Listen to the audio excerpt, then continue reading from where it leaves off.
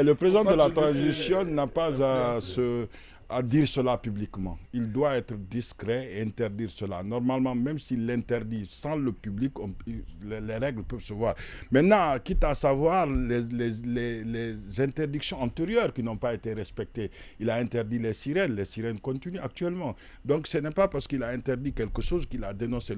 Le président de la transition doit être dans une logique.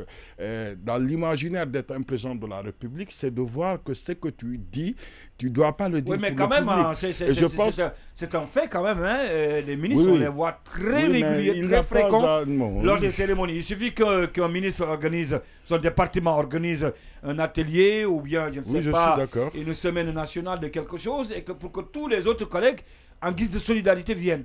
Oui, effectivement, mais moi je pense que s'il l'interdit, c'est une bonne chose, mais il ne doit pas faire de cette interdiction quelque chose de public, parce que l'interdiction a quelle vocation?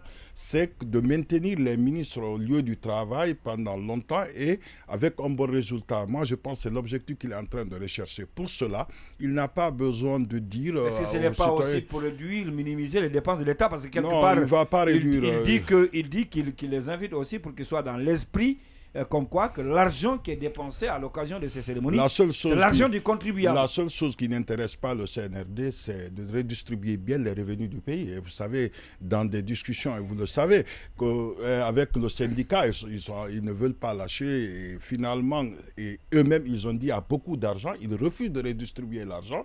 Et ça, on ne comprend pas comment est-ce qu'ils peuvent... Parce qu'ils voyagent. Comment s'ils sont malades, ils voyagent. S'ils rêvent qu'ils sont malades, ils vont à la clinique Pasteur. S'ils sont malades, ils vont en Tunisie ou à Dakar. S'ils sont réellement malades, c'est aux États-Unis, France. Donc c'est quand même ridicule de dire qu'ils sont préoccupés.